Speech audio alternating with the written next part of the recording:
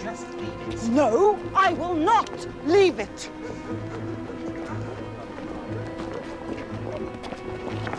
What do you mean, limited skills? Now, I've won the casting final 3 times in a row, and you call my skills limited? How dare you! Is that any better? Isobel. Hit me. Come on, Isobel. I'll give you a lift.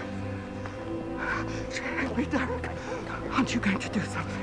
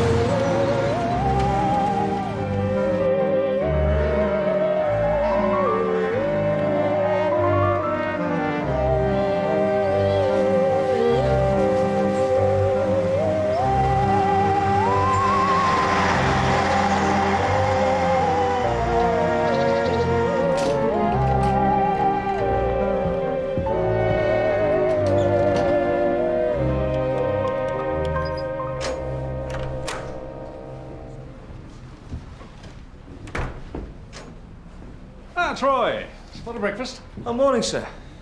Actually, I'm about to take a statement. A woman who wants to press charges of assault against Isobel Hewitt. Isobel Hewitt? Well, the Jaguar-owning pensioner. The very same. Seems there was a bit of a Barney at the Midsomer fly fishers last night. I'm with you. It wasn't as if she was provoked. I was the one who was provoked. Mrs. Hewitt provoked you? She told me I fished more downstream than up. The River Amble is a strictly dry fly and upstream nymph. Right, and where did this happen? Outside the Old Fisherman. Perhaps I should explain. My husband, Derek, he's club secretary, called a special meeting. We've been finding weighted lures caught in overhanging branches on the river, the sort of thing you find in gravel pits. Anyway, he wanted to spell out the rules, particularly to the newcomers like Isobel, and make it clear that anyone caught using such unsporting tactics would be ejected from the club on the spot. Oh, I see.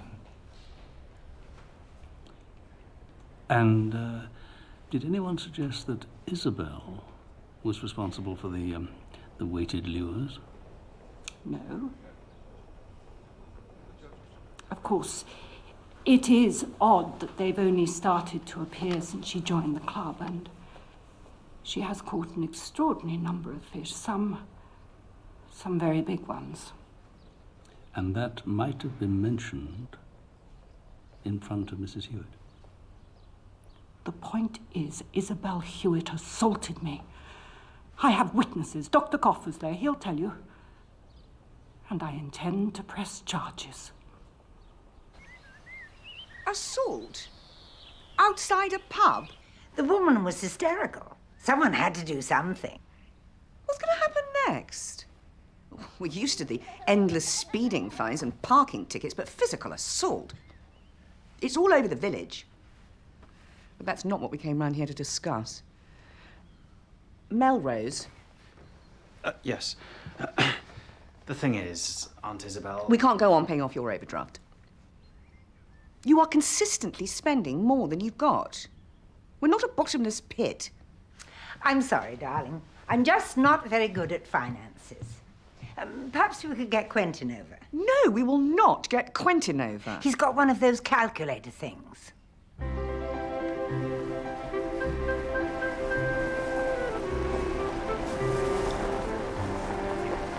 Hi, Quentin. Still making a living? Oh. Yeah, just about. To what do we owe the pleasure? I'm moving back to the village. Andrew's taking me to look at a house. You mind keep your eye open for a Georgian dining table, 10-seater? I've got the very one. Thought you might. Be in touch.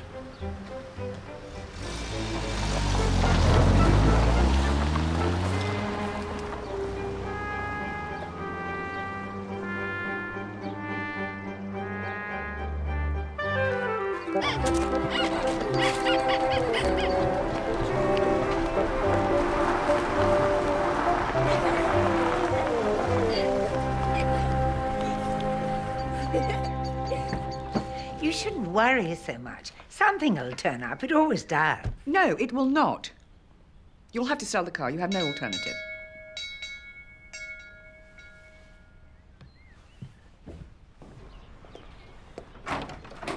Is Isobel Hewitt at home? Isobel, I've come to say a very belated thank you. Leo Bantock, you and your husband helped my business out of a tight spot years ago when no one else would lend me a bean. I'm afraid I'm a little hard-pressed at the moment, if you wanted a further injection. Oh, no, it's not that, no. I sold the business. Did rather well, actually, and as I was passing, I thought I'd drop by and let you know that your shares are now worth a bit. Huh. Not a huge amount, probably 20 grand or so. 20? Not a bad return on 2,000. Not at all bad. How sweet of you to come and tell me.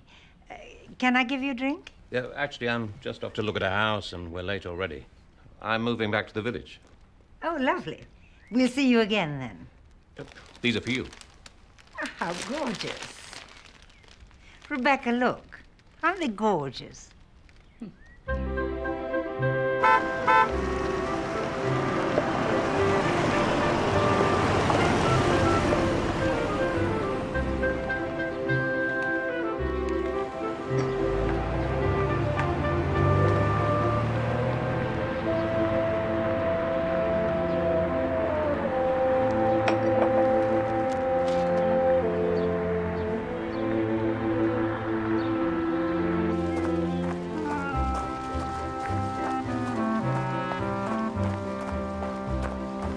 You're just in time.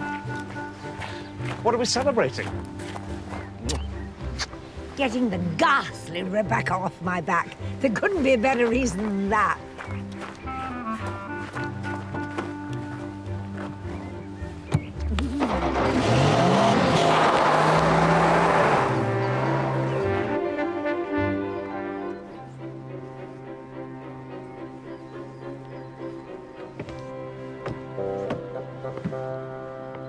There are some of the VE Day celebrations, and one or two others. Just ignore the ones of my sculptures.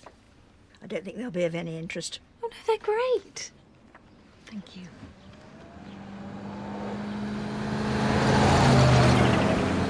So if you know of anyone else with early photos, that would be absolutely right. She's going to kill someone one of these days. You should try Isobel Hewitt. She'll have some photographs of her triumphs at Silverstone. Bloody hell.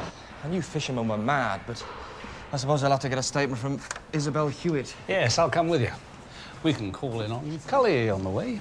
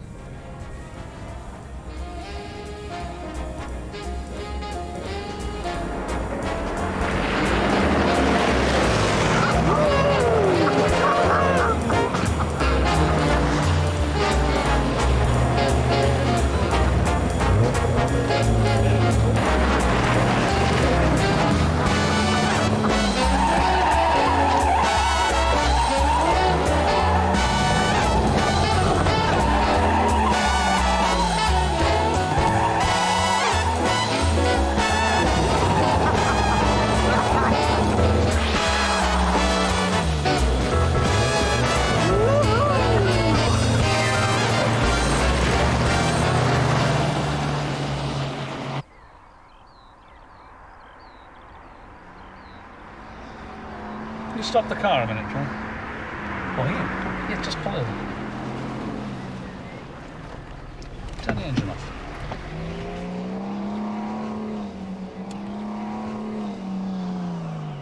Don't think Isobel Hewitt will be at home. That's her Jaguar. Straight 6 twin cam.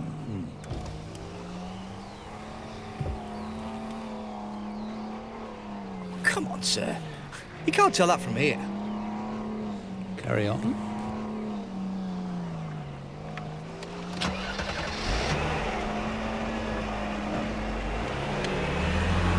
She insisted on pressing charges. Nothing I could say would change her mind. I've never seen my wife so willful. Still, I bet there's a few people who won't be sorry to see Isobel Hewitt get her comeuppance. Keith, the renewal for the lease of the fishing rights is coming up. You know what a stickler Sir Harry is for correct form. Oh, yeah, Midsomer fly fishers are still using weighted lures on river. Old Sir Harry won't be too pleased. I don't think Sir Harry's interested in malicious gossip from a sacked keeper with a criminal record. Easy now. You want to try and get that wife of yours to stop having catfights outside pub. Whole village knows about that one. Certainly won't do reputation at fly fishers much good. Ah, Leo. Hello, Derek. Keith. So it's true then. You are moving back to the village. Pint, please. Yep, sold the business. I've been looking at the old manor house this morning. You must have done pretty well for yourself.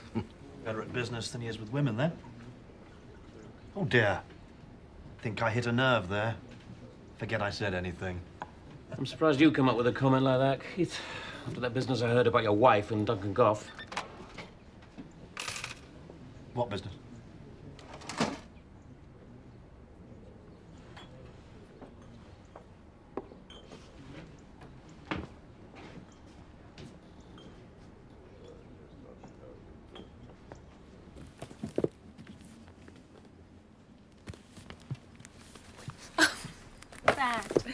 What a nice surprise. Is that it? Those are the photos I've got so far. I see. Go ahead.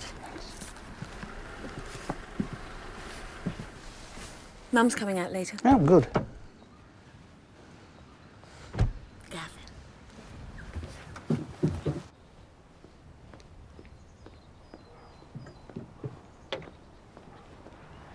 Didn't know libraries were your thing.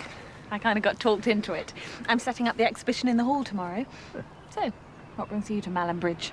Oh, you know, run-of-the-mill stuff. Interviewing an old-age pensioner for assault. Isobel Hewitt. Well, you won't catch her at home. She's roared through here in her Jaguar. Apparently, she likes to practice her skid control at the old airfield. What? Is your dad ever wrong?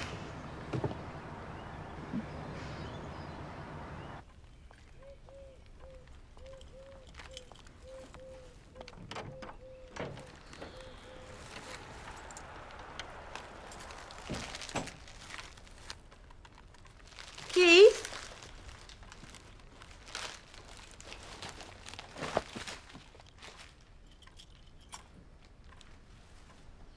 What is it? I'm going to ask you a question, and I'll know if you lie to me. So think very carefully before you reply. Oh.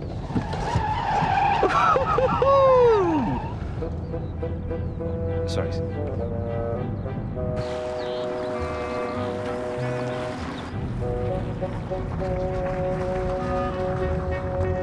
What the hell?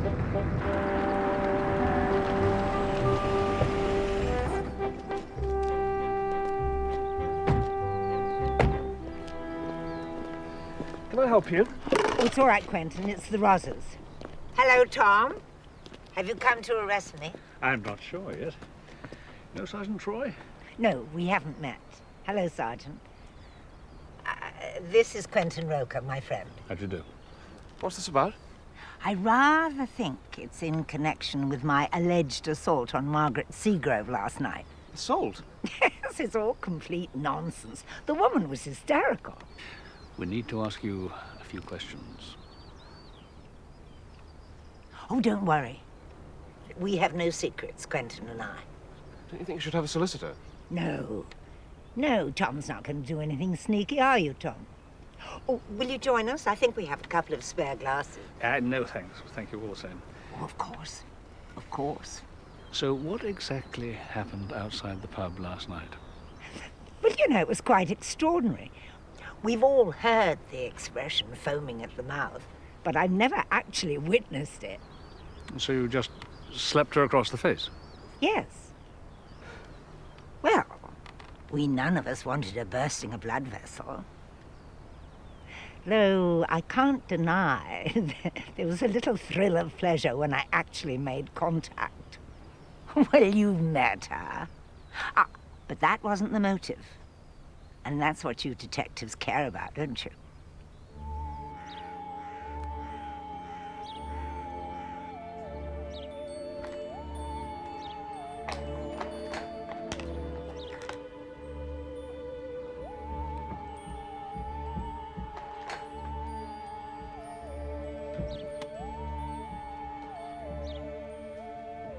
I've got to go and see old Charlie Fuller. Painkillers aren't strong enough, apparently. And then there's Mrs. Anscombe. So don't bother about supper. I'll pick up a sandwich. Well, make sure you eat something, Duncan. Don't wait up.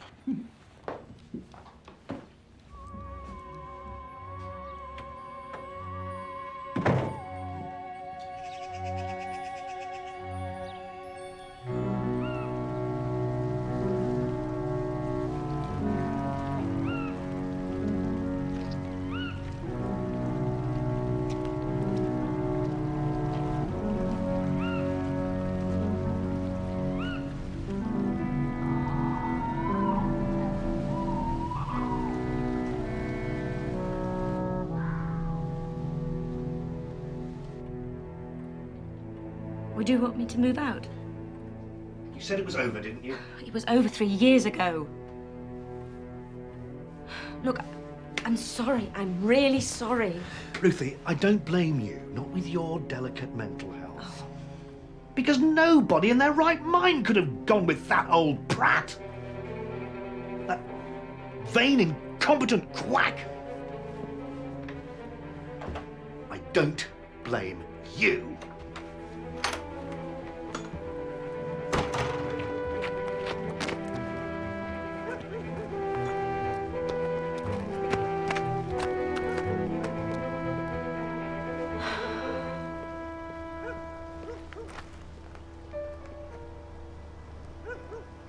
Leo.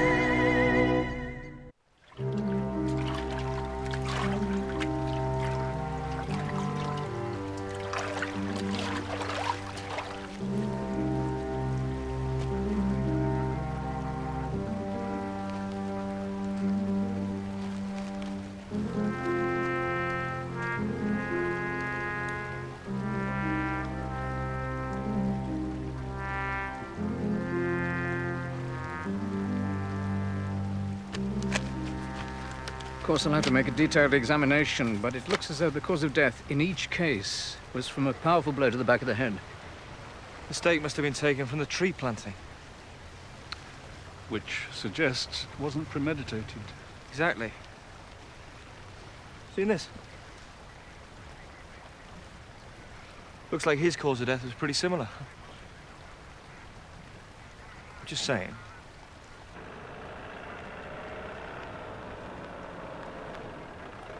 I had my line caught in the tree. I was looking up, trying to pull it free. Just fell over them. And you didn't see them earlier on the river? They were further upstream. So the last time you saw them was at the meeting at the Old Fisherman pub, yeah? That's right. Well, Duncan. I saw Isobel just yesterday morning. I took a chap called Leo Bantock round to her house before going on to see a property. Leo Bantock, who's he? A businessman. He knew the Hewitts a few years ago. Wanted to tell Isobel about some shares she had that had gone up in value. £20,000. Got his number? It's in my briefcase. He's looking at another house tomorrow morning, the old mill. Perhaps we could see him there. Fine. What time are you meeting? Midday. That'd be very useful, thank you. Will you excuse us? I found him fishing further upstream, sir. And you are? Derek Seagrove, club secretary. What's happened here? Seagrove? Margaret Seagrove's husband. Yes? DSI Barnaby, this is Detective Sergeant Troy. Mrs. Hewitt and Dr. Goff are dead. Oh, my God. I saw them both fishing just, what, an hour and a half ago, 100 yards upstream. That would have been 10 o'clock. Yes, I suppose it was, yes. Is it murder? No question. To see anyone else fishing on the river this morning? No, it was just the four of us. Didn't see anyone? No. Not today. Look, I don't know if it's relevant, but, we've had a problem with poachers of late. I saw one a couple of weeks ago across the meadows. Camouflage gear. Did a runner. What we've got to do first is to establish whether they were murdered together and for the same reason, or whether one of them just happened on the murder scene and was killed to protect the identity of the killer, in which case we need to know which one of them was the real target. There's no way the two of them could have had a thing going. Yes. I know they were getting on a bit, but you never know with these wrinklies. Maybe Quentin got jealous and decided to do him in. He's weird, that bloke.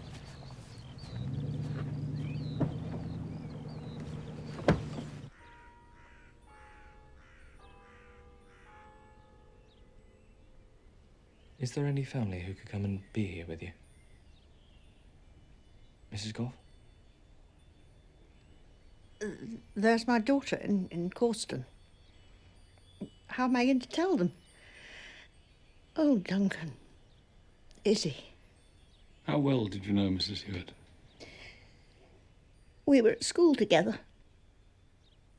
Isobel Hewitt and Dr. Goff. Dead as dead. Why would anyone want to kill them? With Isobel, who knows?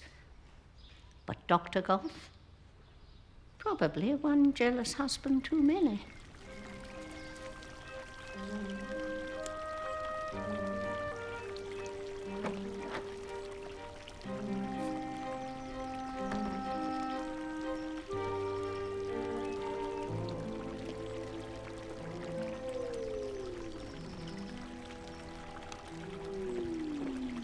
Derek, what is it?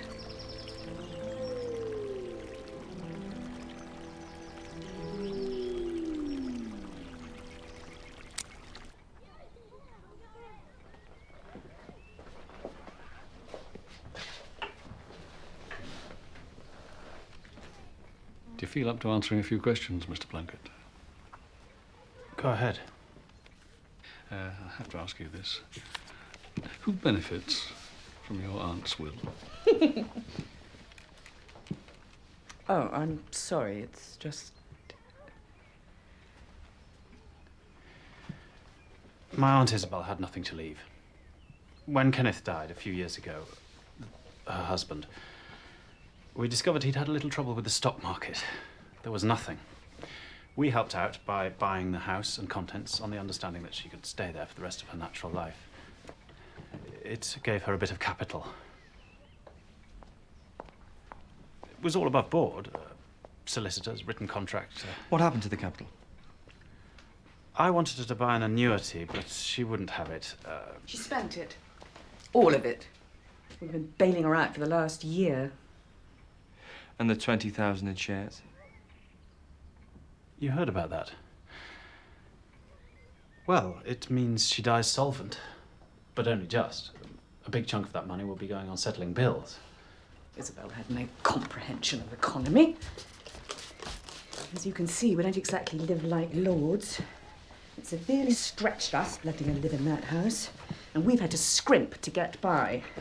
Isobel, of course, continued to live the high life. I don't think it was quite like that. I'm sorry, it was. I know she's family and you feel you have to be loyal, but the truth is, Isobel was a very manipulative woman. Men ran around after her and she did nothing in return. Which men ran around after her? My husband, for one. And Quentin Roker, for another. Her antique dealer playmate. God knows what was going on there. Quentin runs the antique shop near Isobel's. He often helps her out. Wheedling his way into her confidence with the finances. Quentin paid the odd bill for her at the post office. That is all. Out of the goodness of his heart. Yes, I think it probably was.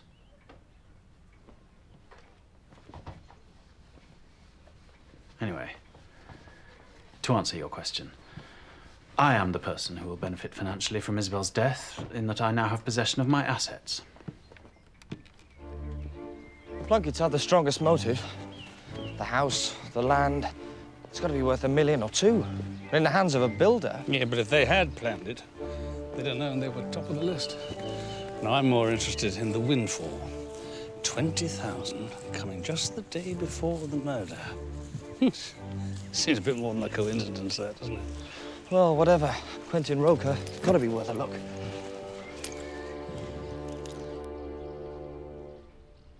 I thought you should know.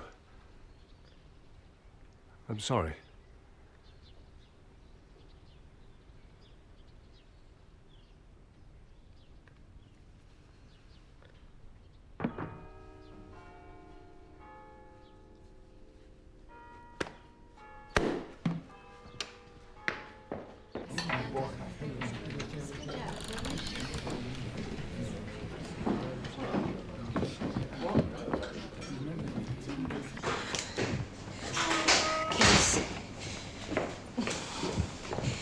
Something terrible has happened.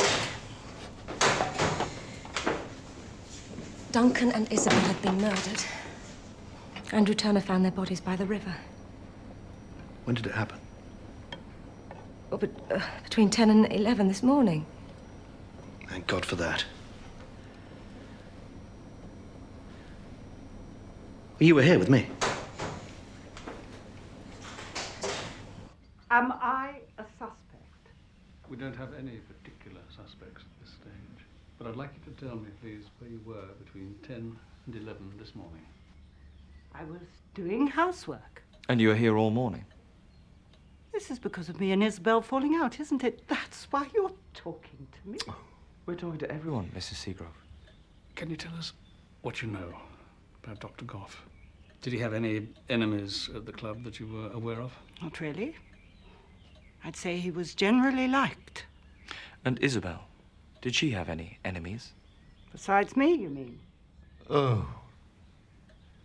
I did not kill her, or Dr. Goff.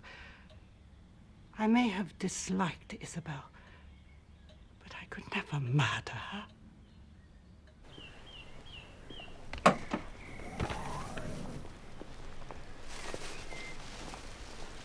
My condolences about Isobel. I suppose, as her closest relative, Melrose will be getting the house. Perhaps you'll be moving in.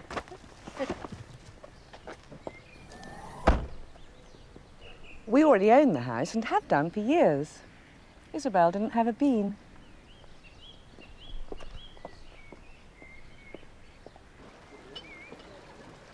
And it could be a confrontation with a poacher that got out of hand.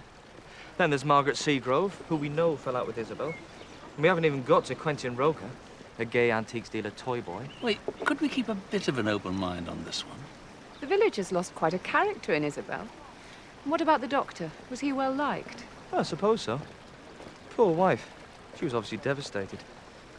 It's the bereaved partners that really get to you. There's something about elderly people being bereaved when they've, you know, been in love for a lifetime. Suddenly all alone. So you've not heard about his womanizing then? Dr. Goff.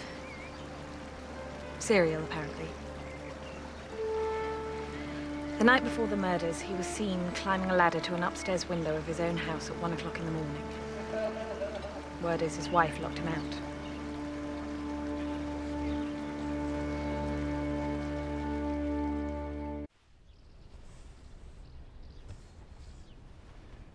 I'll give you $6.50. You'll give me the full asking price. In fact, no, I won't accept it. I'm putting an embargo on all ill-dressed, bad-mannered people. My furniture deserves more. Don't come back. Bloody right I won't come back. Thank you.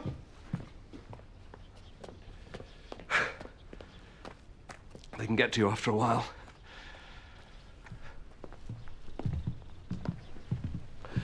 To be honest, I'm finding it all a bit hard to come to terms with. Have you managed to make any sense of it yet? I'd like to ask you some questions, if I may. When did you last see Mrs. Hewitt? It's just before she went fishing. I went round to breakfast. I live above the shop here, and I often go to... used to go to Isabel's for breakfast. I'd pick up milk and a paper on the way. It was a bit of a routine. Do you have any idea who might have killed Mrs. Hewitt? Or Dr. Goff? Have you spoken to Isabel's nephew and that ghastly wife of his? We've spoken to the Plunketts, yes. Then you know all about the arrangements with Isabel's house. We know the Plunketts own it. The whole thing was a disgrace. They didn't mention how much they'd paid for it. No, well, I suppose they wouldn't. It was just after Isabel's husband, Kenneth, died. Isobel was out of her mind with grief, and they persuaded her she had to sell it to them. They rushed it through, paid virtually nothing for it. The furniture alone was worth twice what they paid. They were letting her live there till she died. Yes, but at the time, that didn't look as if it would be for very long. I'd say they were looking for a quick return. Why? Was she unwell at the time? She'd lost the will to live. She was fading away in front of our eyes. And then the pneumonia. Duncan thought it was just a matter of days. So what happened?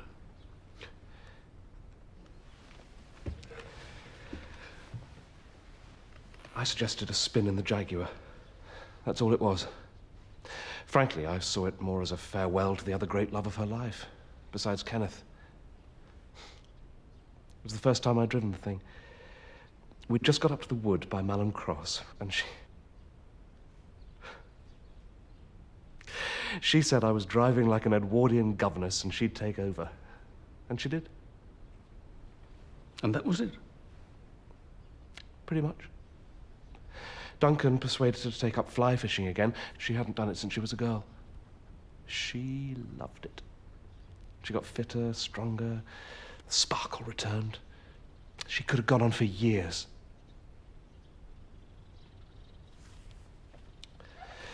But somehow, I don't think the Plunketts approved of her new lease of life. Were you due to get anything in the will? I doubt it. Isobel scarcely had 2 beans to rub together. We have to ask you this. Where was I yesterday morning between 10 and 11? Well, I was here, apart from a 10-minute walk to the village shop. Little after 10, I would think. They'd remember.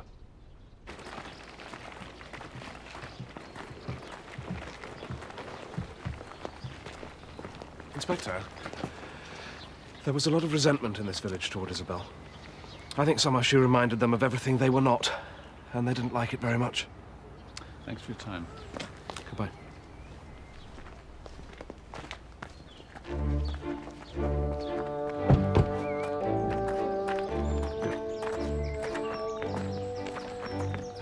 He should be here shortly. He's obviously worth a few bob, this Leo Bantock. Oh, I think so.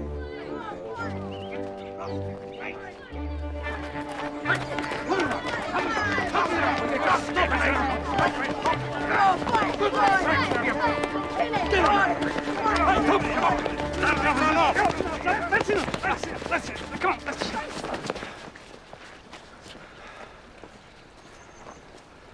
Now, what's all this about? I'm waiting. He's the murderer. You're pathetic. She chose me, not you. That's what this is about. Hey! Just wait. Take him off, sorry. Just walk him away. Right, you come on. Leo, you all right? You're Leo Bantock, are you? What of it? Right. Who was that fella? The one you accused of being a murderer? Keith Scholey, the local restaurateur. I'm sorry. What made you believe he's the murderer? So stupid. I told him his wife had had an affair with Dr. Goff. And you believe he killed Dr. Goff in revenge? I told him only the day before the murders. Bit of a coincidence, don't you think? And what did he mean when he said she chose him and not you? It has nothing to do with it.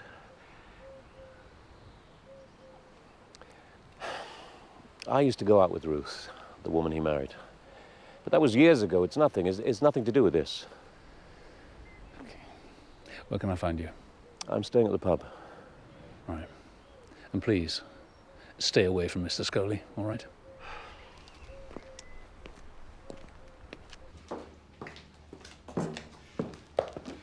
He says he was nowhere near the river at the time of the murders. I was in the restaurant with my wife, and she can back me up. Did you confront your wife about the affair Leo Bantock said she'd had with Dr. Goff? She said it was over years ago, and I believe her. Did you confront Dr. Goff about it? I went round to his house, but he wasn't in. I told his wife. You told his wife? And how did Mrs. Goff react to it?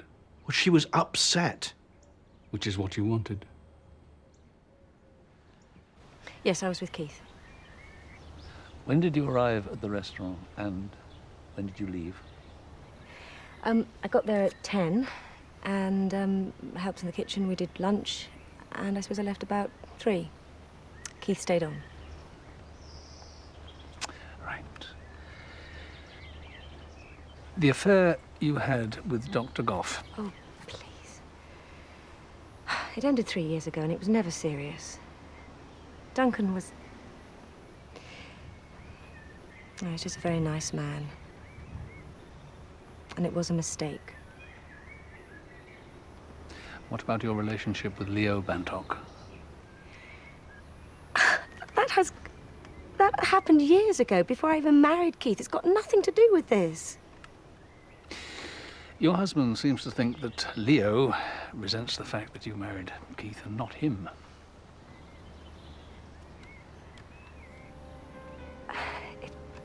It all happened a lifetime ago.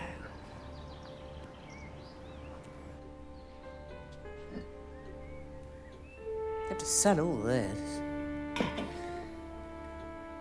Well, I've got no use for it. I'll put the house on the market straight after the funeral. You're gonna have to think about the arrangements. Drinks after the service. Ah, nobody expect more than a glass. Crate of wine, no more. Case. What? It's a case of wine. A crate of beer. Whatever. She'll get 12 bottles and be grateful. Family only. That's final.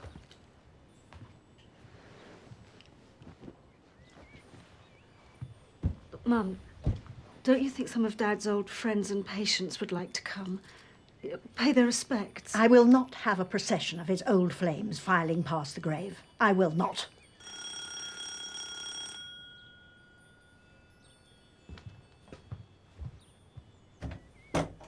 Good afternoon. I'm Detective Chief Inspector Barnaby. This is Detective Sergeant Troy. Are you Mrs. Goff's daughter? Yes. Is your mother at home? Yes. Come in. Thank you.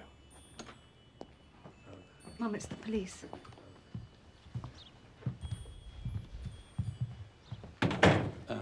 Is this a bad time? No, not at all. I'd like to speak to your mother alone, please, if I may. Thank you.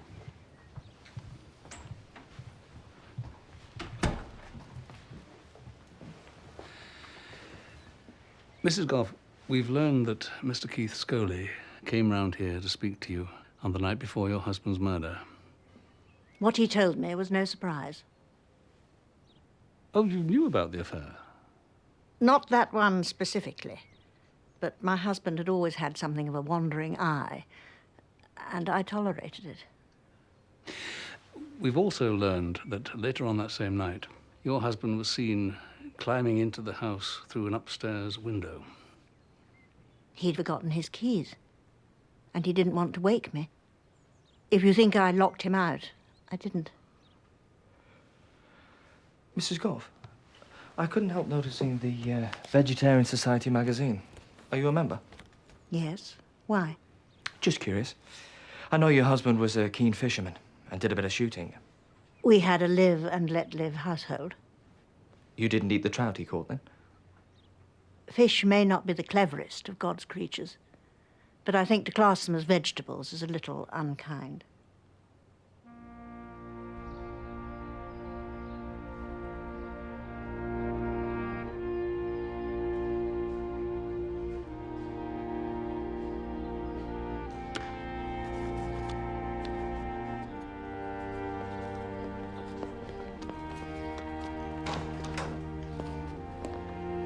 How goes it?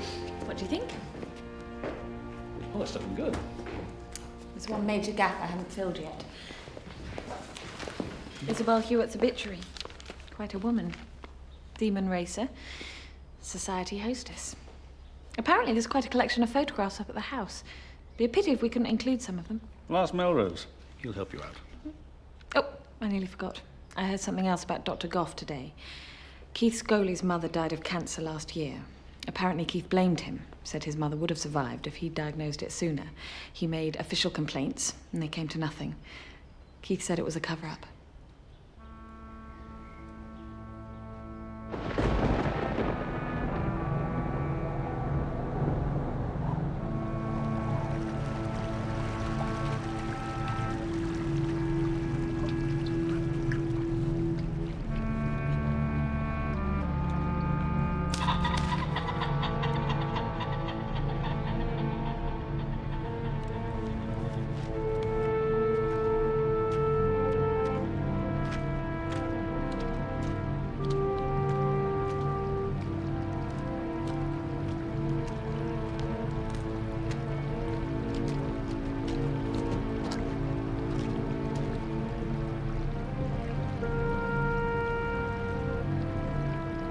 Derek, you coming to the pub? Derek, you coming to the pub?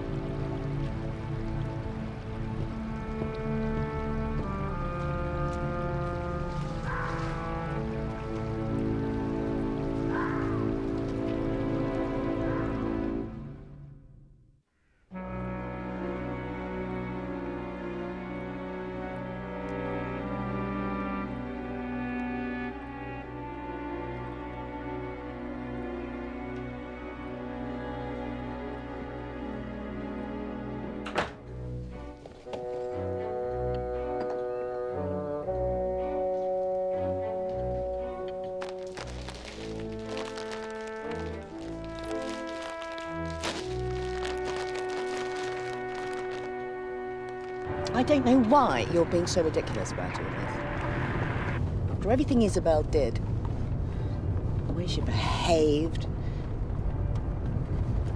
Who are these people?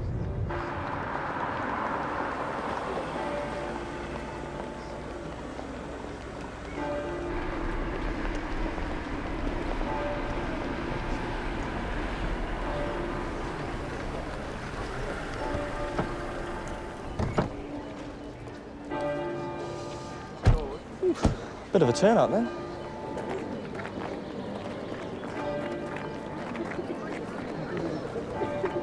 Isn't that politician? Yes. Disgraced former minister and with mistress. That one's an actress, isn't she? Oh, what's her name? I don't know. Oh. Poor old Quentin. Did you find anything on him? It seems he's managed to keep his record clean, sir.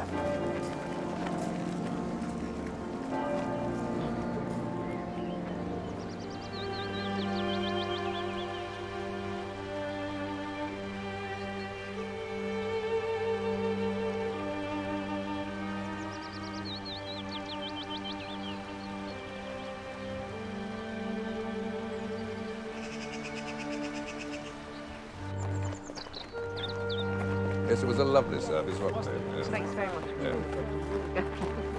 Would you excuse me a moment? May I offer my sincerest condolences? Peregrine Slade. We thought we'd keep the service simple. Hadn't really planned on this many people. Yes, yes, I can see. Would it be terribly forward of me to contribute a little something to Isabel's sending off? I have a couple of bottles of her favourite bubbly in the car. Fine. And I've brought Hastings with me. He's very keen to help out. Aren't you, Hastings? Right. Good.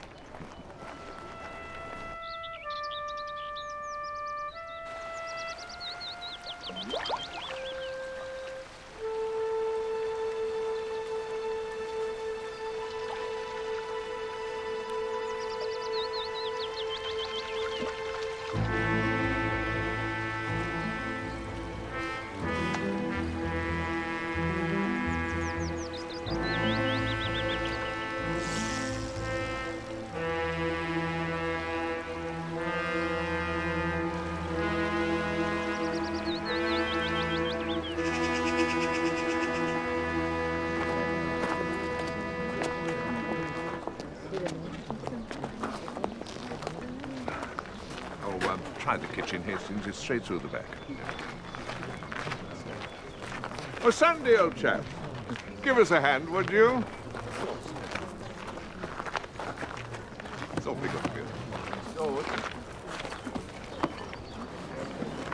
Dixie? I was so sorry to hear. Beatrice. You must be devastated.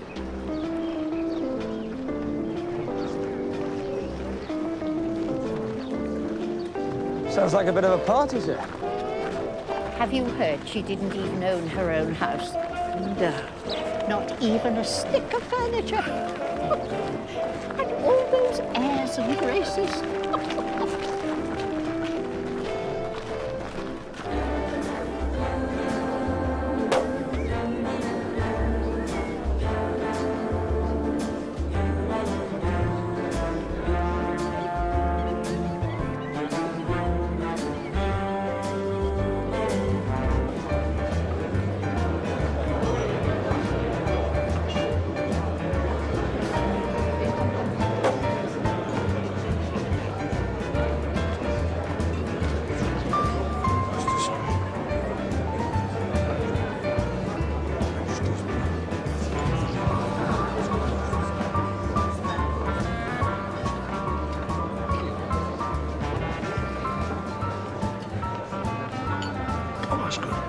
You local?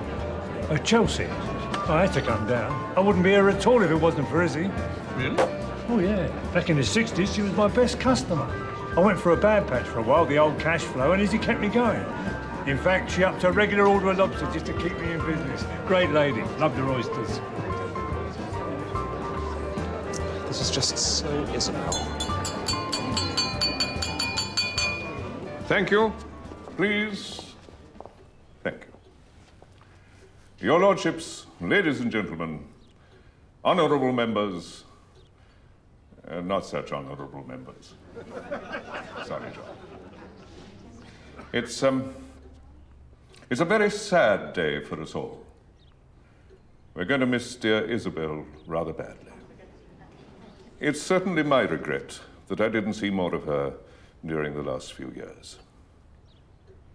I remember telling her how moving out into the country amongst all the inbreds and hayseeds, how she'd lose touch with her city mates, and indeed, I was proved right. But we can see today how her old friends did not forget Isobel. Now, she may have come to somewhat of a sticky end, but it should not stop us from celebrating a well-lived life, one that I think few of us could hope to match. To Izzy and her talent for life. To Izzy.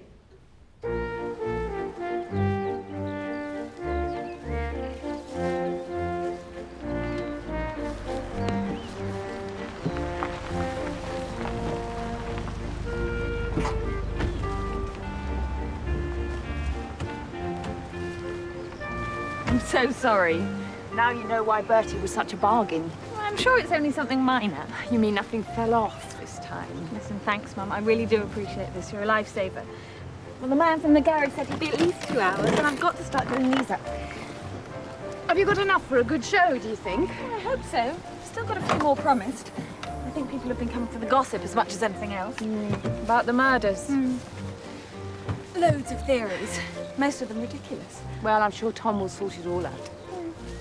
With Gavin's help. I'm supposed to see you here, Wendy. Don't cause a scene. I suggest you leave as quickly as possible. Excuse me. I think perhaps we should circulate.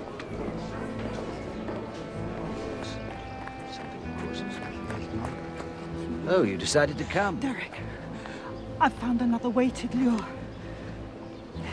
This time in the Three Willows stretch. You've been at the river?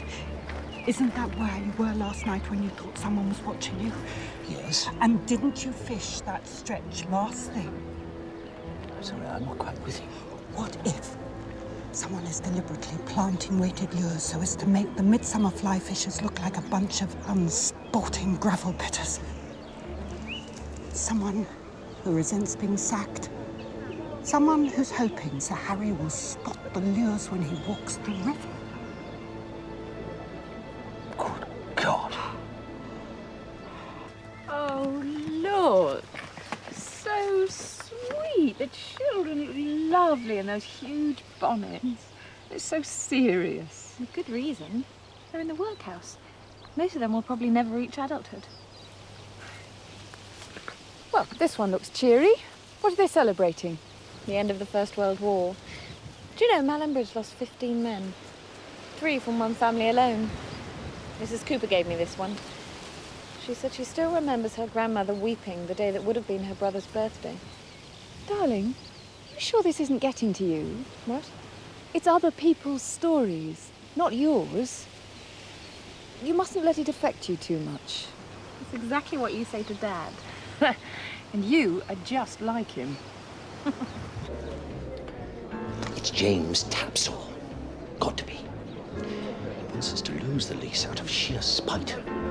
Now, I'm walking the river with Sir Harry the day after tomorrow, so we're going to have to keep a round-the-clock watch. Catch Tapsall at it. Can I count on you? I think it more likely Isobel was the target. When did you last see Isobel? I spoke to her by phone the night before she was killed. She just had the most terrible row with a mutual friend. If you want to hear who, Chief Inspector, you'll have to refill my glass. You'd been partners in the antique shop a while then? Taught him everything he knows. He was running a bistro when I first met him.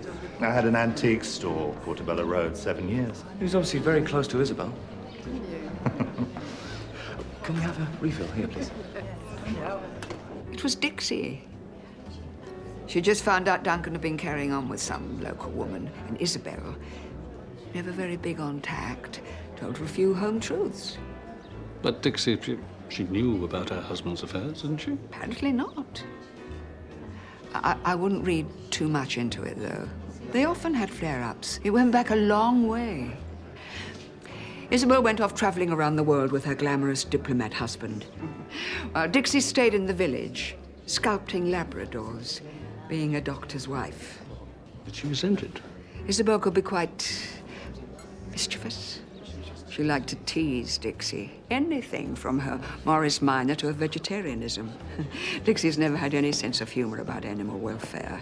She used to fall out with Duncan about it as well. Excuse me. Of course. It's Beatrice, isn't it? Isobel told me all about you. I'm Quentin. Oh, you're the poodle. Of course, Isobel loved poodles. Anyway, it's lovely to meet you. I know you did so much for her. Excuse me?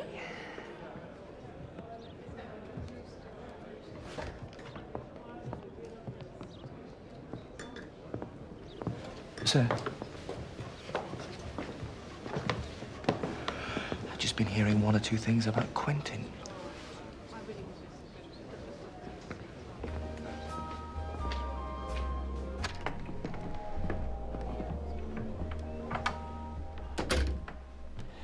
It seems Quentin made a bit of a habit of befriending elderly ladies.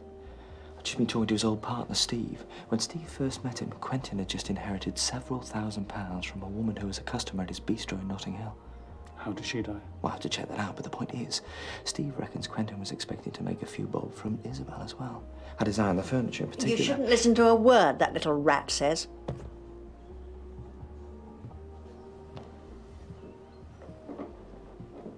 Steve was poison. He's been creaming off the profits from the shop, and that is why Quentin had to get rid of him.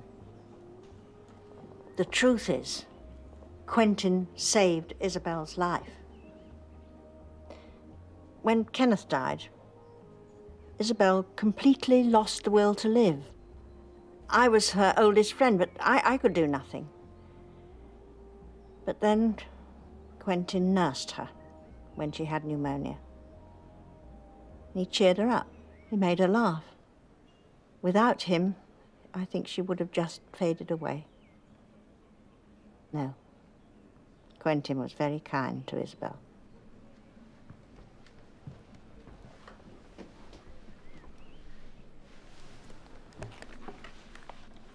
Is that Isobel? Yes. With Kenneth. And that was me. Believe it or not. Mrs. Goff, very glad to have found you here, because I wanted to ask you about the argument you had with Isobel the night before she was killed. How did you find out about that? You did have an argument with Isobel that night, didn't you? I'm afraid I was not entirely truthful when I told you that I had always known about Duncan's affairs. It's not true. Just thought you should know. Liar! I wanted to see if Isobel knew anything. I know Duncan. He would never do such a thing. You don't think it's possible, do you? I'm sorry. You're saying you had no idea about Duncan's affairs? Affairs? How many affairs? Oh, God.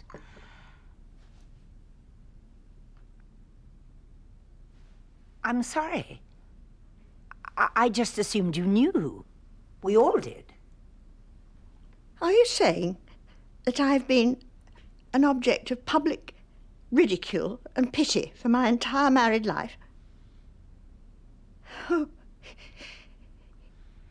Well, darling, if you will marry a man 10 years your junior, I mean, really, I don't know what you expected. You have affairs with younger men. You don't marry them. But we did marry. For love. At least I thought we had.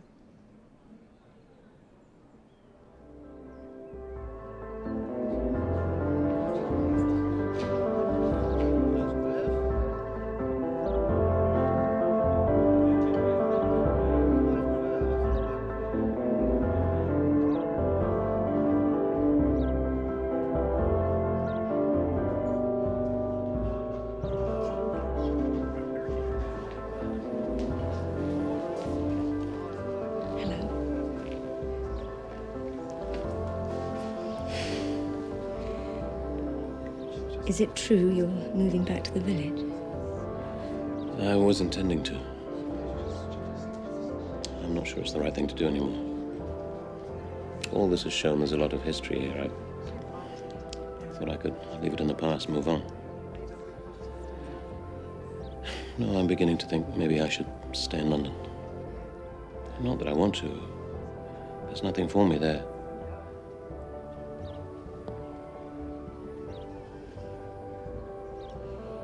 Don't stay in London.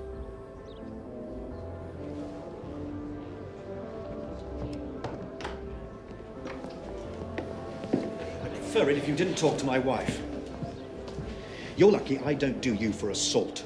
And slander. I still think you did it. You watch your mouth. If you two are going to start hitting each other again, do you think you could do it outside? My good lady wife backs up my alibi. Didn't they tell you? What, you bullied her into lying for you? You be careful. Look, if you two can't be civil to each other under the same roof, one of you should leave. Well, I'm not going anywhere.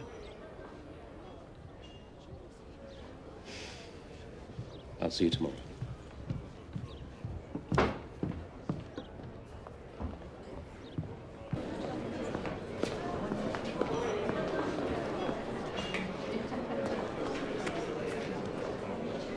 Not Keith Scholey's biggest fan, is he?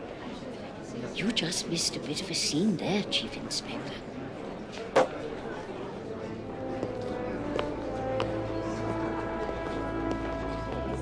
May I have it? Each? Very mysterious.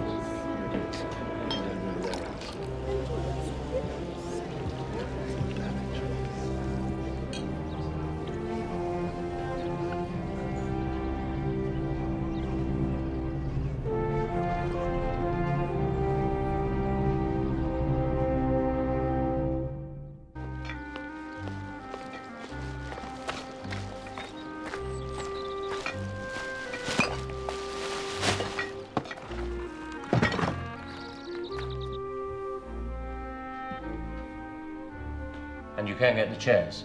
Oh, yes.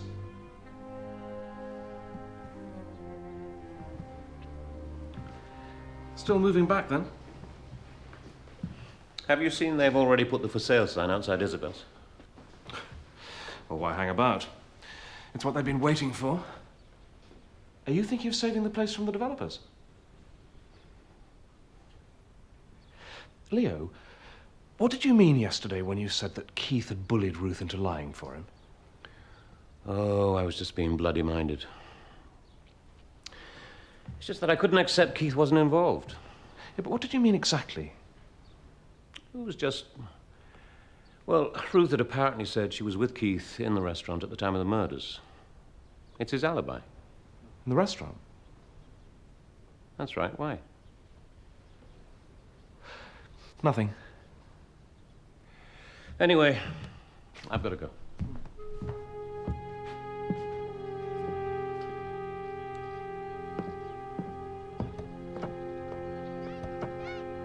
Troy, the old lady that Quentin inherited the money from, she died of cancer.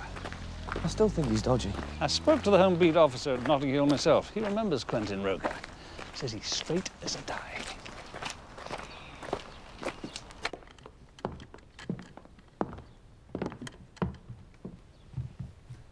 Good morning. What can I do for you? A few more questions, I'm afraid, Mr. Roker. Far away. When you lived in Notting Hill, we understand you inherited a substantial amount from an elderly woman you'd befriended. A Mrs. Glendenning, is that right? I think I can guess where you got this from. Is it true? What are you suggesting?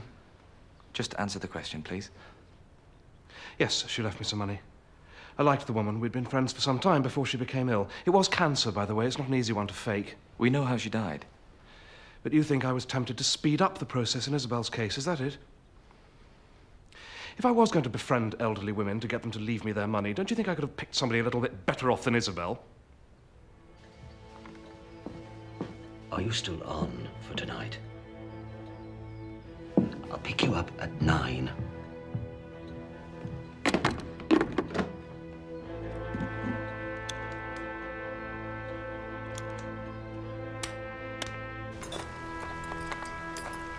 Gwen?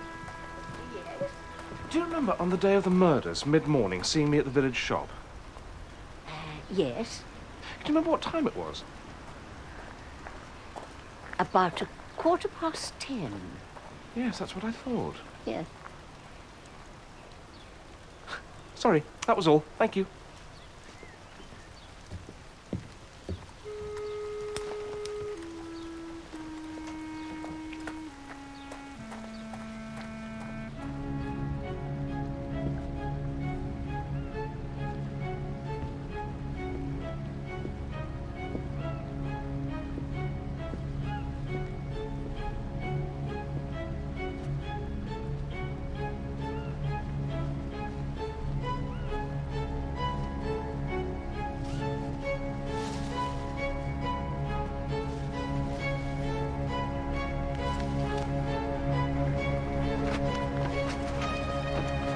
What do you think you're doing?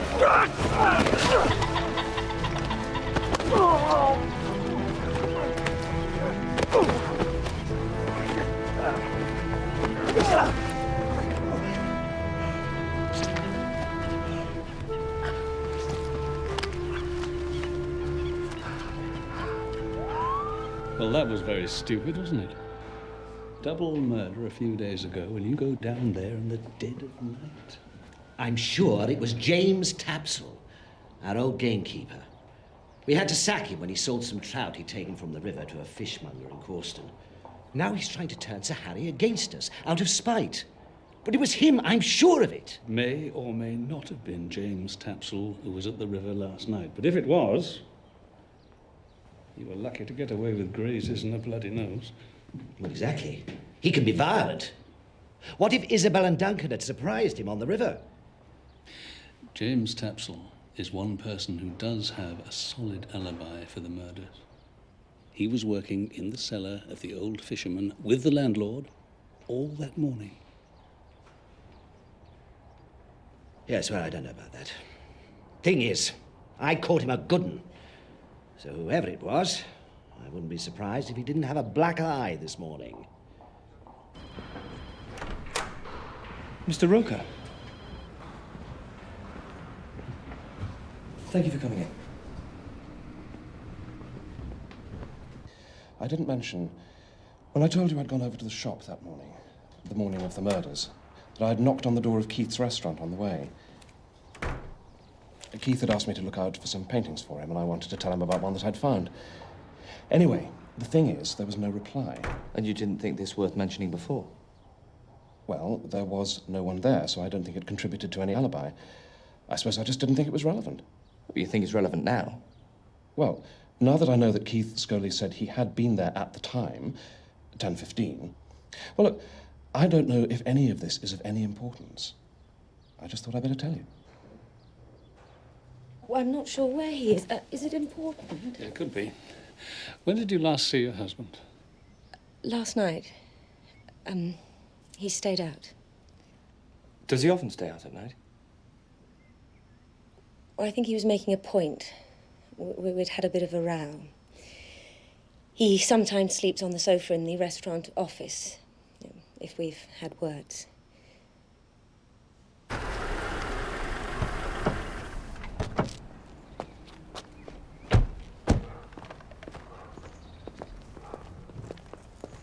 That's Scholey's car, isn't it?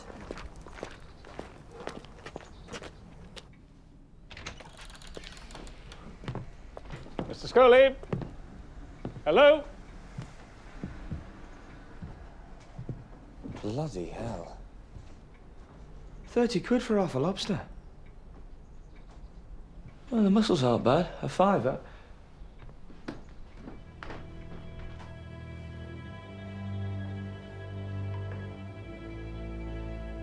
Mr. Scholey?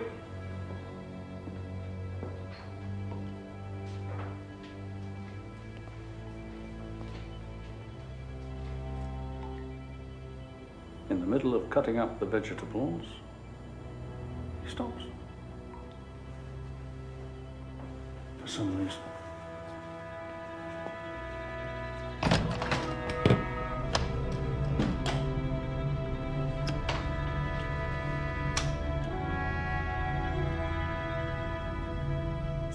There's no obvious cause of death. It's probably asphyxiation or exposure to the cold of the fridge. Yeah, as soon as you can. Thanks. So, someone deliberately shut him in. What I don't understand is why he didn't open it from the inside. Standard safety features on these walk-in fridges. Look.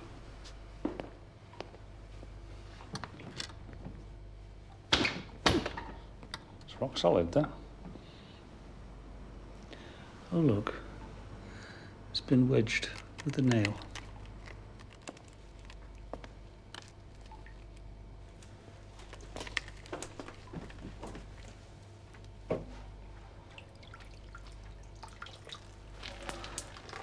Poor sod.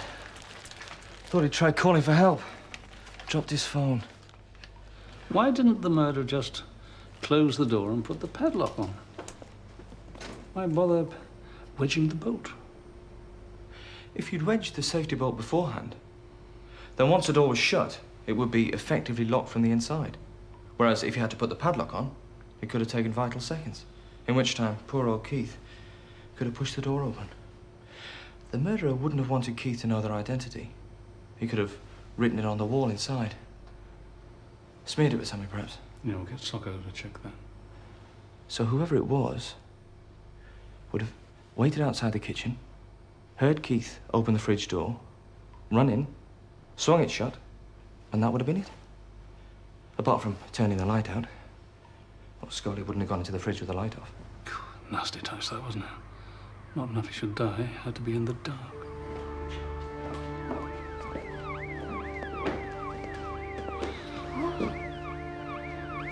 I'm sorry.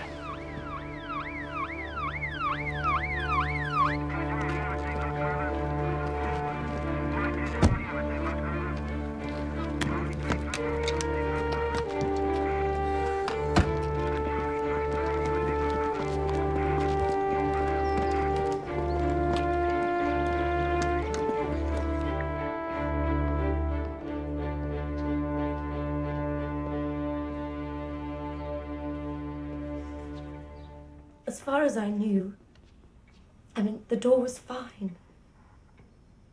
And you've no idea when or how the bolt was jammed? No, no. You got the phone?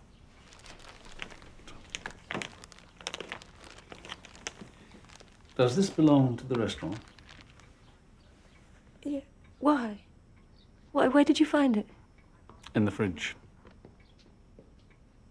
You seem surprised. No. No, it's just...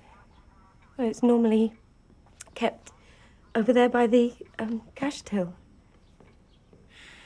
When you spoke to us earlier, you said that you'd had a row with Keith. It was just nothing, really. It was nothing. Mrs. Scholey, your husband's been murdered. You had a row with him a short time before. Now you've got to tell us exactly what the argument was about.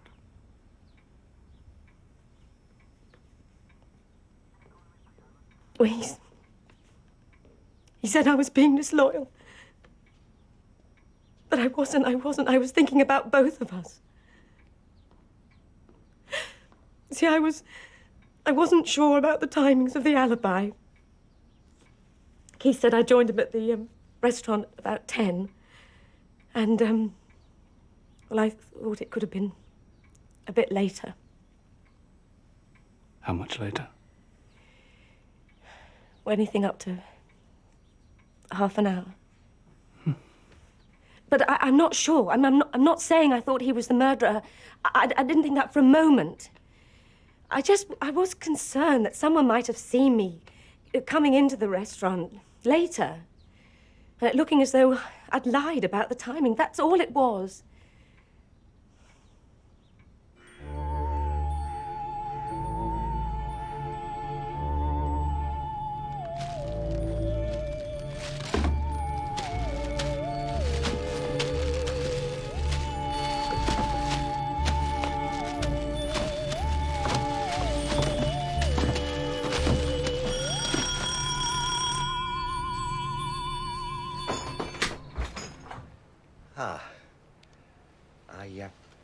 I thought I'd better drop these off. Duncan left them at the clubhouse.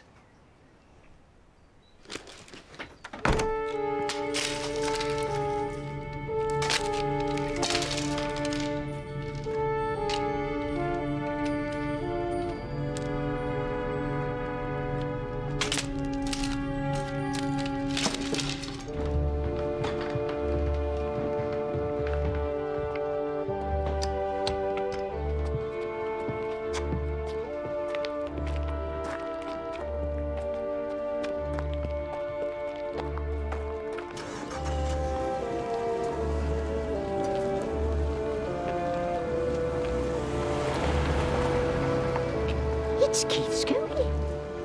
He's been murdered.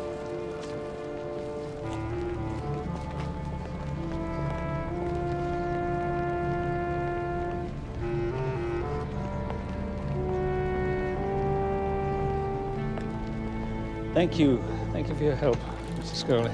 I understand how hard it can be.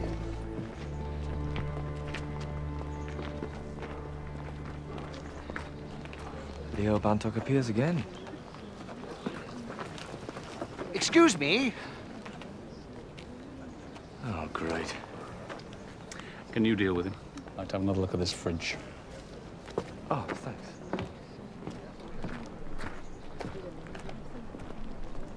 Sergeant. Ruth. I'm so sorry. I don't feel anything. Ruth? I made the wrong choice. Marrying Keith. Why did we break up?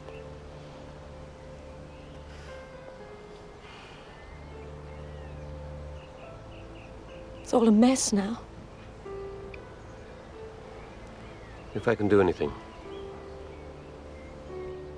I'm glad you're here, Leo. But just give me some time. Please.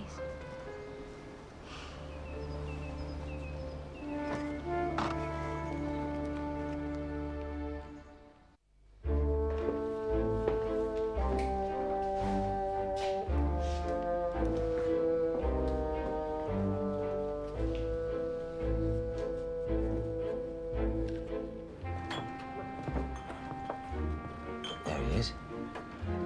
I told you.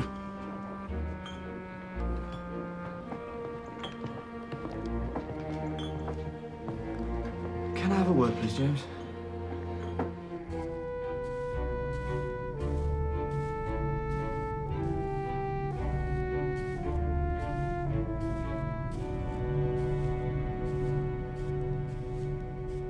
We're satisfied you have a solid alibi for the murders, and between you and me, I'm not too interested in doing you for assault. But we could waste a lot of valuable time trying to track down the person who's been lurking around the river. Now, if you tell me, off the record, that you were at the river last night, it saves a lot of time.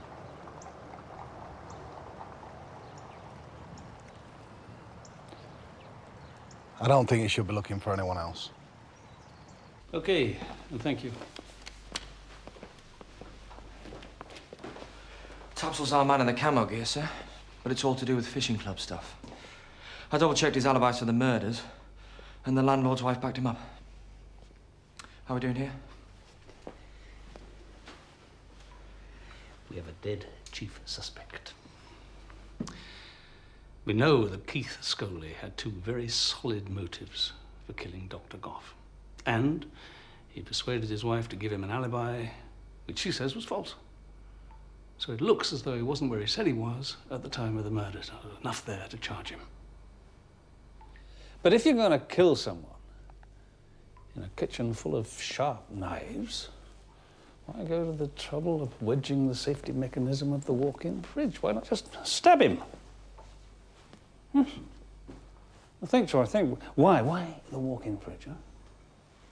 Do you think the phone's significant? How? Ruth Scholey was surprised we found it in the fridge.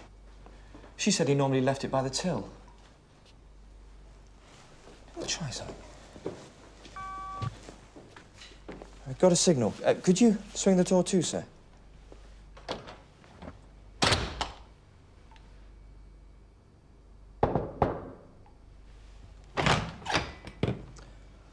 There was no signal. And now there is again. The phone signals are being blocked by the door. Well, there's lead in the door, sir. Well, maybe that's it. What if... Hang on. What if Keith Scholey was the murderer? And he knew we were onto him? And he was getting nervous because his wife was suspicious, which we know she was, because that's what the row's about. And he wanted to do something to throw us off the scent. He set up a faked attempt on his own life, but he cocked it up. Keith wanted to make it look as if the murderer had tried to lock him in the fridge. That's why he jammed the safety bolt. He couldn't do it any other way. He could hardly put the padlock on from the inside. I think He planned to save himself by phoning for help from inside. He did a trial run with the door open and got a dialing tone. But what he didn't realise was that when the door was closed, there'd be no reception because of the lead in the door. Yeah, but surely he'd test his phone with the door shut, if his life depended on it. Maybe it didn't occur to him. Well, he'd be very stupid not to double-check that, wouldn't he? Well, there's nothing to say that murderers have to be members of Mensa, sir. Well, there is a certain surreal logic to that, yeah. So, you think it's possible? Yes, I do.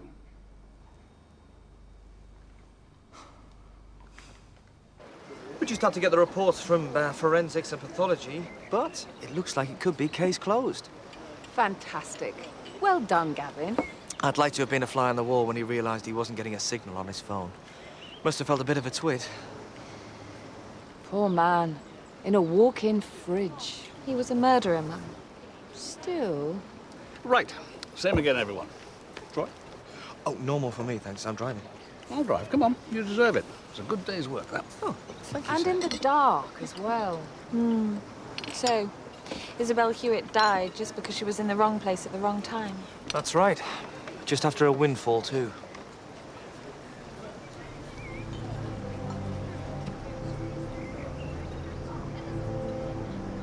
Have you heard? She didn't even own her own house. Not even a stick of furniture. And all those airs and graces. Wheedling his way into her confidence with the finances. Quentin paid the odd bill for her at the post office. That is all. Same again.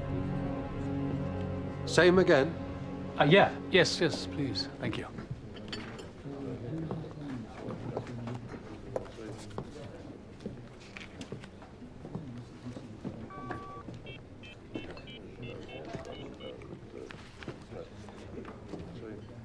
Mrs. Scholey, it's Tom Barnaby. Yes. You know, you told us you were unsure about the reliability of your husband's alibi. Did you mention your concern to anyone else? You see, it was the phone. That was the clincher. Your governor's just nipped out for a second. He asked me to bring these over. Said he'd see you at the exhibition. Thank you.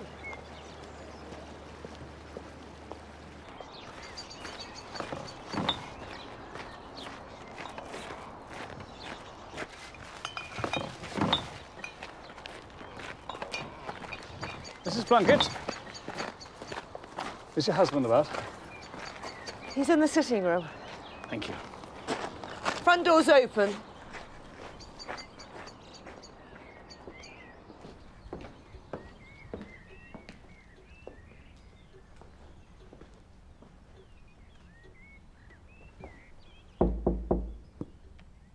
May I come in?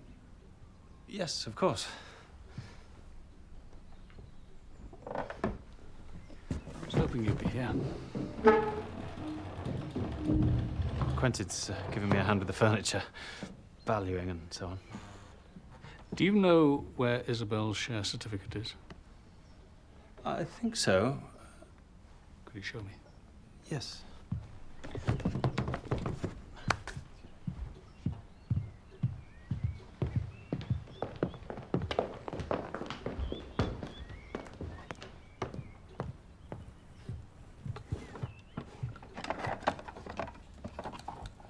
It's odd. The key's usually kept... She must have forgotten to put it back.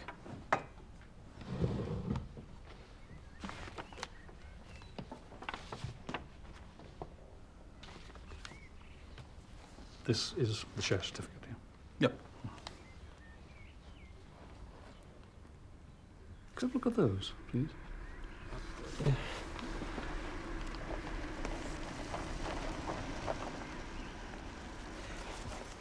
Is this the formal agreement between yourself and Isobel for the transfer of the ownership to you of the house and furniture? Yes, it is. Melrose, the Jaguar man's here. Oh, sorry, would you excuse me a moment? Yes. Oh, one thing.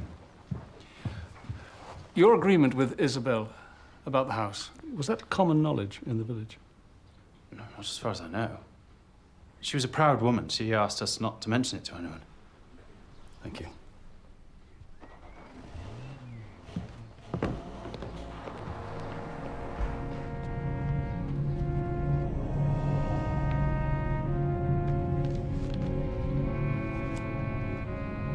Oh, don't worry.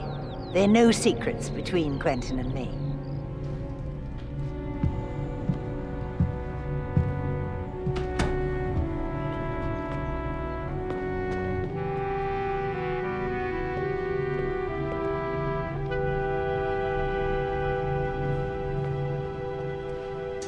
Finished upstairs.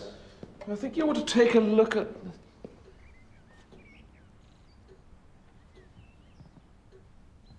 Mr. Barnaby. Have you seen Melrose? You jammed the safety mechanism so that it wasn't noticeable from the outside. And then you just picked your moment. I'm sorry? You ran a bistro in London, Quentin. You'd know all about walk-in fridges, you'd know about lead linings. As you shut the door, you threw the phone in. But you made a mistake. You shouldn't have switched the light off in the fridge. Keith wouldn't want to dial a number in the dark, not if his life depended on it. You're saying that I murdered Keith Scholey? Yes. Just spoken to Ruth.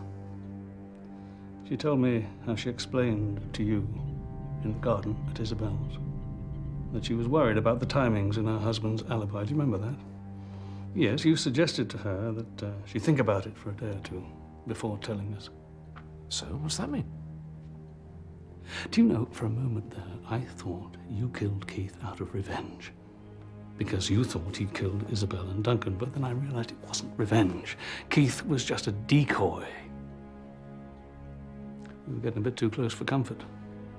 Asking questions about your past. And you thought the best way to get us off your back was to convince us that someone else murdered Isobel and Duncan.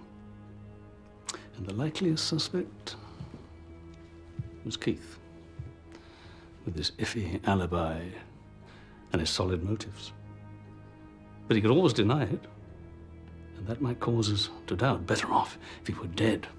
Couldn't deny anything then, could he? And why not make it look as if Keith were trying to fake his own murder and accidentally killed himself? That's even better.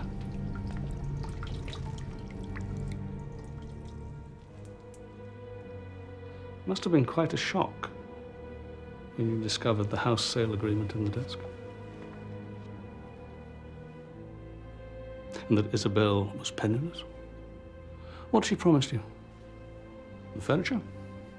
House? Everything? And after all you'd done for her. I've explained to you. I knew about the sale of the house. No, you didn't.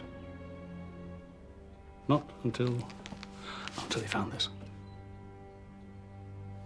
Right. I'm calling my solicitor. How did it happen, Quentin? Isobel asked if you could find the share certificate for her? Yes? Probably just before she set off fishing that morning. And you stumbled across the sale agreement as you were searching. The two documents were next to each other. I don't know what you're talking about. Yes, you do. No, I don't! You're lying. I have never seen that agreement. You're quite sure? Yes, I am absolute. Well, maybe I did. Actually, yes, she did show it to me. Of course she did. Just after she'd signed it. That's right. You've just realized we'll find your fingerprints all over it, haven't you? That's it, isn't it?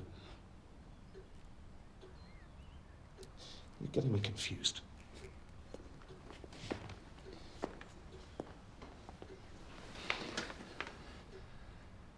You loved her, didn't you? I don't believe you cared about the money. That's not why you killed her. And it wasn't because she conned you. And not because she didn't love you. No, it was the casual assumption that you were someone who could be bought. When you thought that what was between you and Isobel was something beautiful. I think that you loved her more than you've ever loved anything or anyone. But when you saw this document, you realized just how fundamentally unimportant you were, and always had been, to Isobel.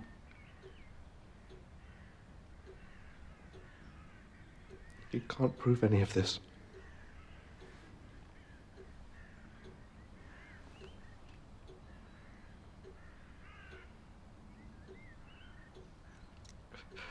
A 75-year-old woman. She was extraordinary. Like a bright jewel. And I'll never see her again.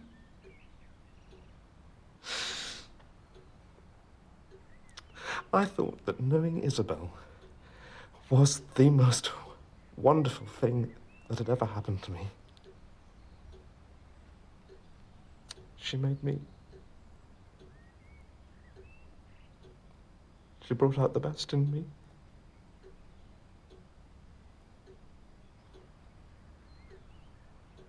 What happened? Oh, please, Quentin, don't be so tedious. For God's sake, pull yourself together.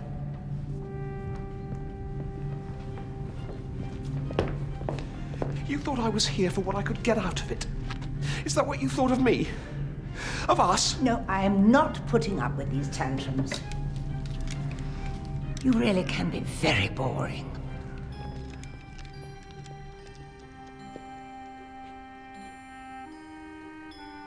I couldn't bear it.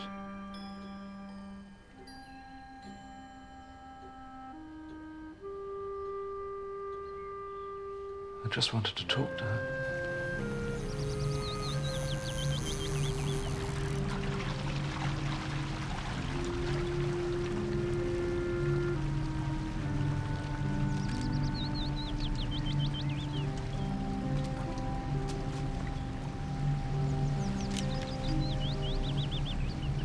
But then, she killed the fish.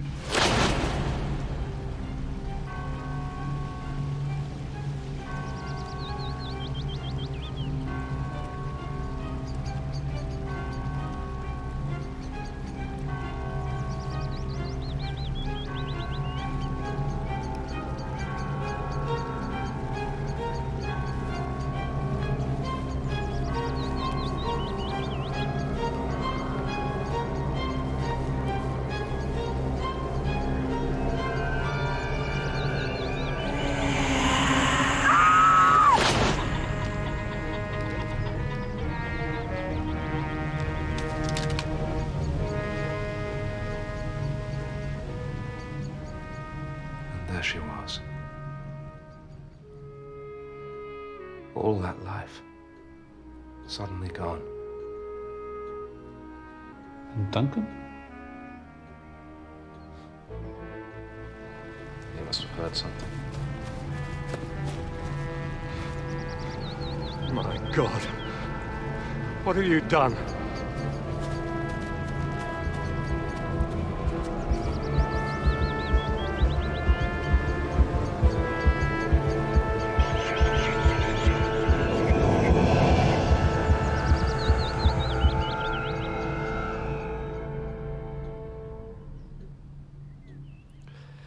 Yes.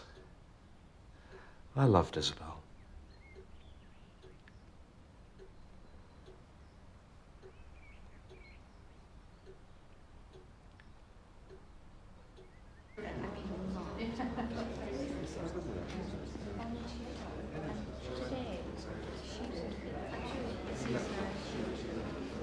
The nephew was only too pleased to lend them. Bit of a memorial, I suppose.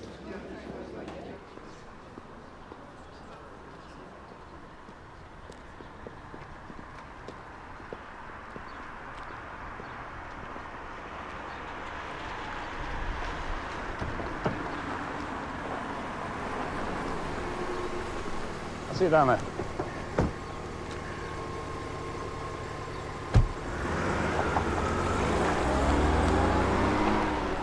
What's happening, sir? There's been a development. Quentin Rocco was our man after all. What? He's just confessed to the murders. All three? All three. Seems your first hunch was the right one.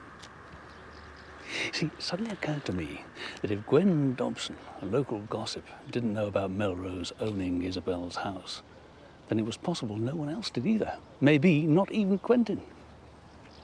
It's a long story. And of course, I couldn't have got there without Troy working out that business with the fridge. That was good work, Troy, good work. Because you thought it was Quentin from the word go, didn't you? See the lesson in all this?